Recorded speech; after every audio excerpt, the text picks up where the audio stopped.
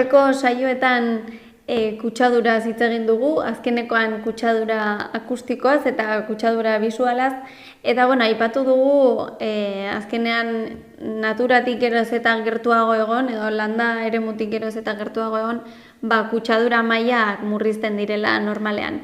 Eta honek badu eragina gure osasunean, baina baita gure psikologian ere, gure emozioetan, eta oror gure sentitzen garen moduan. Eta horri jarraiki ikerketa arlo bat zabaldu zen, eta gure egoera psikologikoan naturak duen eragin hori ikertzeko, sortu zen ikerketa lerro bat ingurumen psikologia deitutakoa. Beraz, gaurko saioan, honi buruz hitz egingo dugu, ingurumen psikologiaz, ze ikertzen duen eta ze ondoriotara iritsi diren gaur egun arte.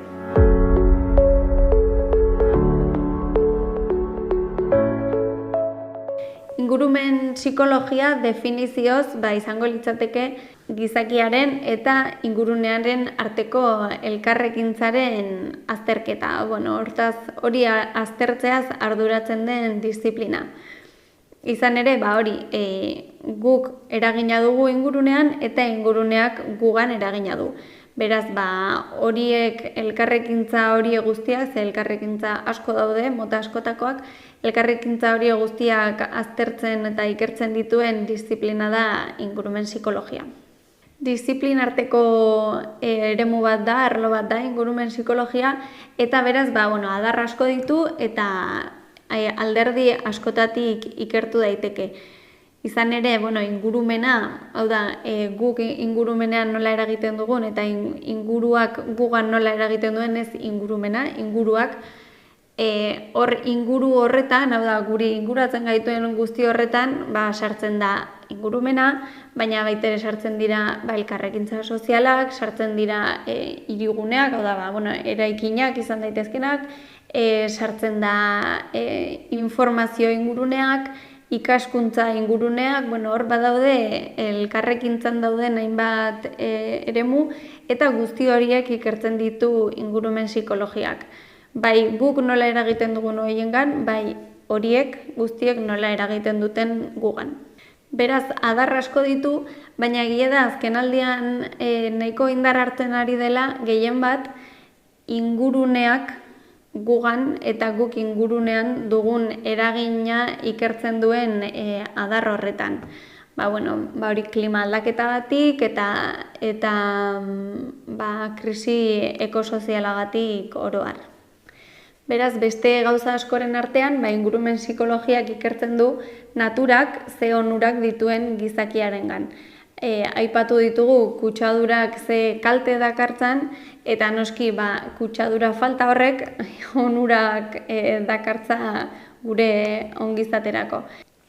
Besteak beste, ikusi da naturan egoteak, naturarekin hurbiltasun bat mantentzeak egunerokotasunean, estres maila gutxitzen duela, aldarte hobean jartzen gaituela, eta antsietate maila jaisten dira, emozio positiboagoak sortzen zaizkigu oro har, eragin positibo nabarmenak ditu naturan egoteak.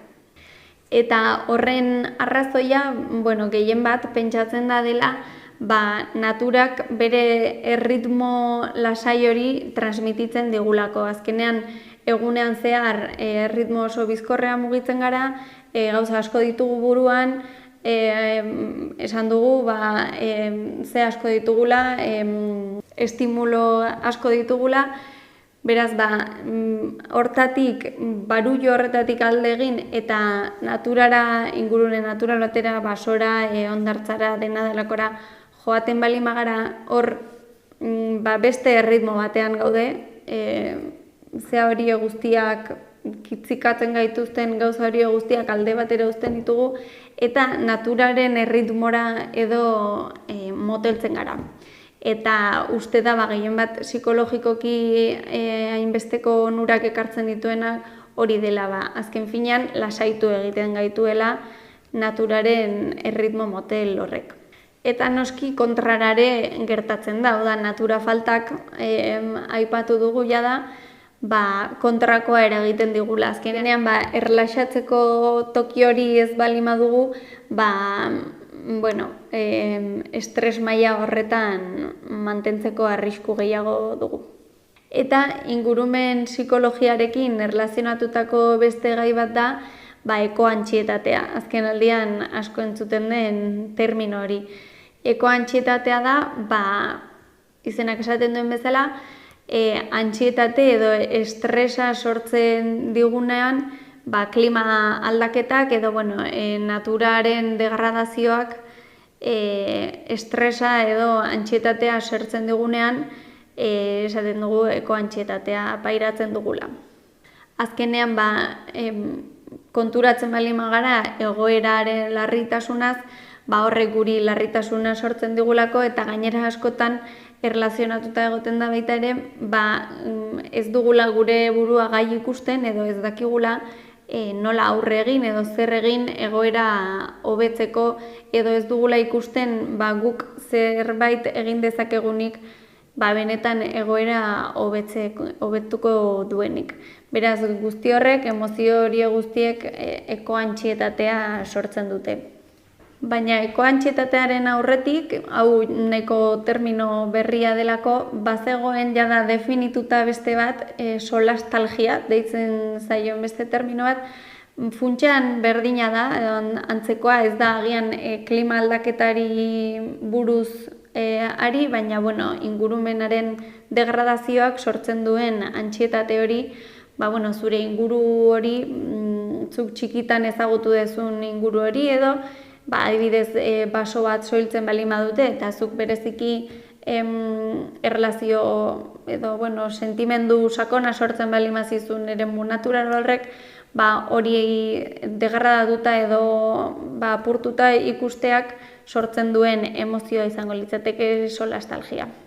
Eta hori, hori ez da hain berria, 2005an edo sortu zen, eta orain ez da hainbeste erabiltzen, gehien bat termino hori erabiltzen delako, gaur egun erabiltzen den terminoa ekoantxietatea delako, antxietate hori gehien bat klima aldaketari lotzen zaiolako.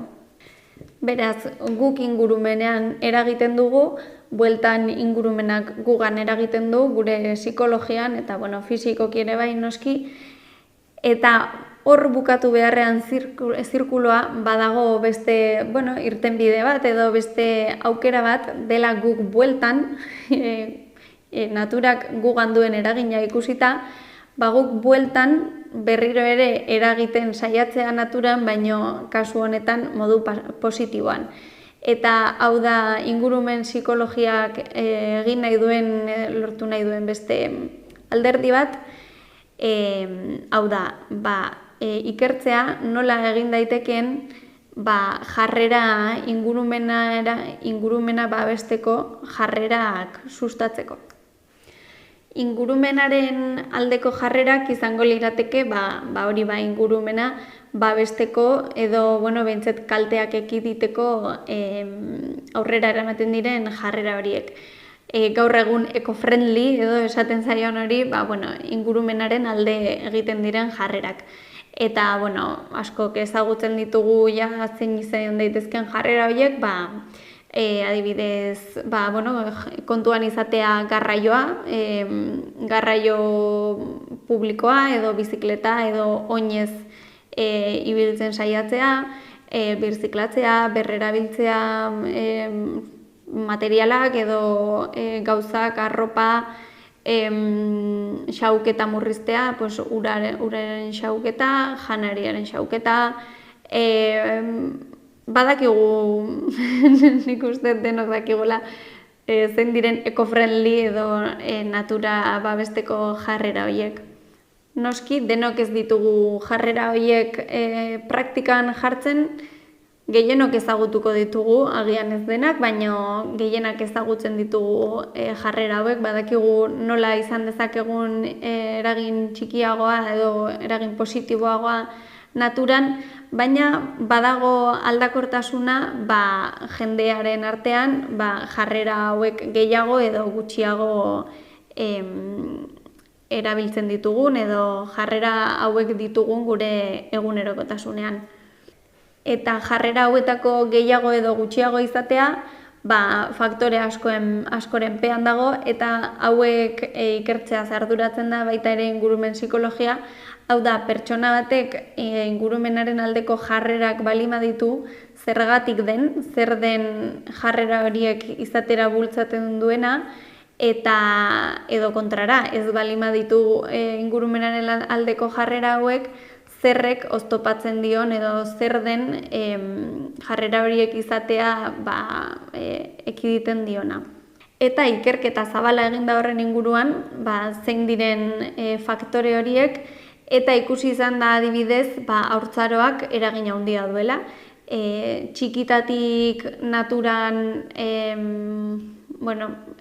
hainbat ekintza edo egunerokotasunean edo astean zehar maiz naturarekin harremana duten pertsonek, txikitatik harreman hori duten pertsonek, gero heldutasunean natura babesteko jarrera gehiago izatea probablegoa da. Gero nortasun kontuak daude baita, bakoitzaren balioak, naturari ematen diozun balioa, balio handia duen zuretzako edo ez, jarrera kontuak dira, noski, mundu ikuskera ezberdinak ditugu baita ere, bizigaren lekuan edo inguruan eremu naturalak izateak edo ez, horrek ere eragina handia du, eta faktore sozioekonomikoak noski horiek ere eragina handia dute, ondoren izango ditugun jarreretan eta jarrera horiek natura babesteko egingo ditugun edo jarrera horiei garrantzi gutxiago emango diogun, horrek ere eragina du.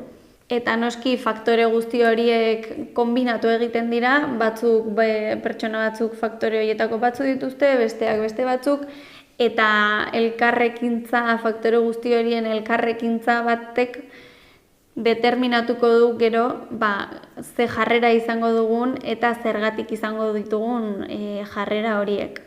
Eta ez dut aipatu, baina noski hezkuntza ere oso garrantzitsua da, gure jarrerak determinatzerako orduan, ez hainbeste hezkuntza formala baita ere, baina ez guztiz.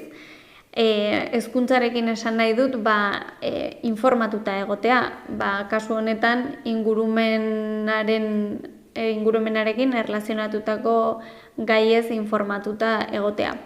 Eta hemen adibide oso polit bat dago, badago liburu bat, Primavera Silenciosa edo Udaberri Isila deitzen dena, eta ingurumenarekin erlazionatutako gai bat da, liburu bat da, divulgaziozkoa, eta egin zen ikerketa bat ikusteko ea liburu hori irakurtzeak ote zuen eraginek irakurleengan, eta ikusi zen baietz.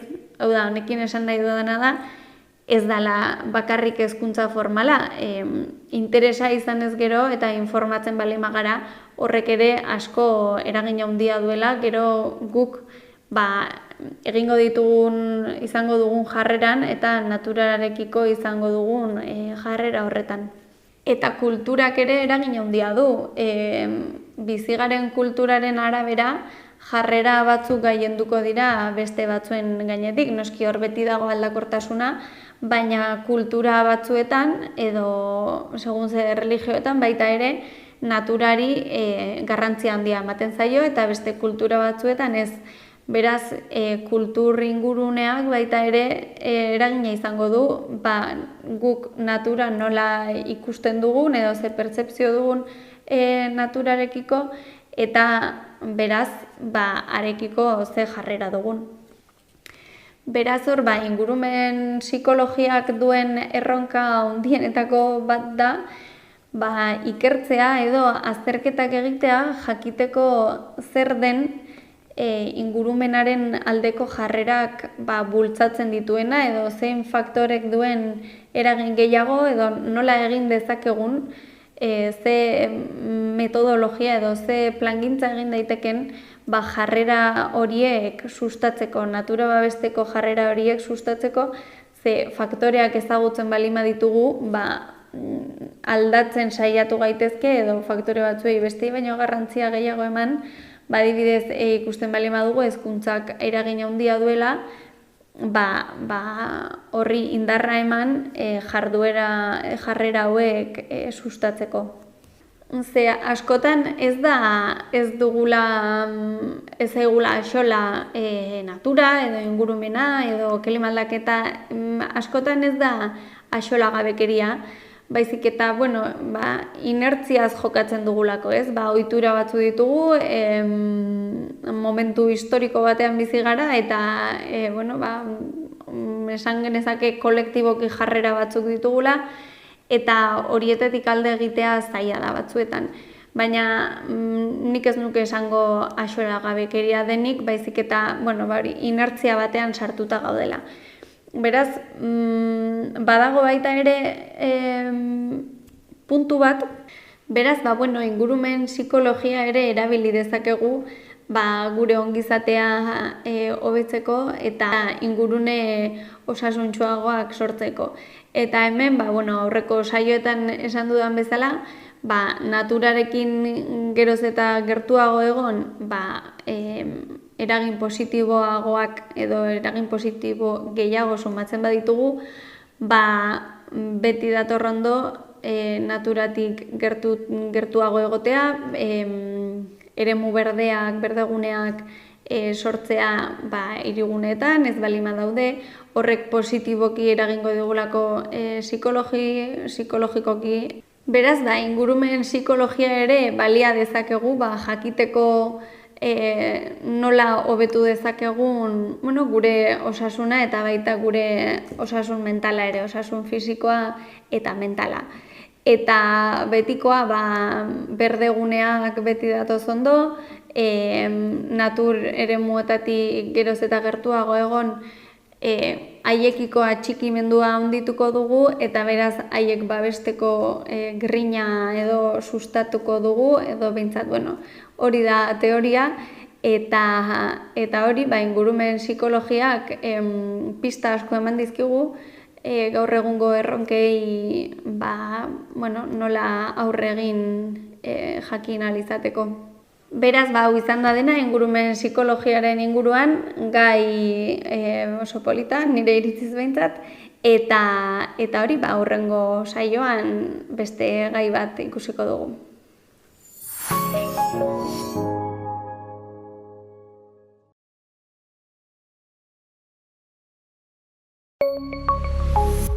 Gobierno de Navarra. Nafarroako gobernua.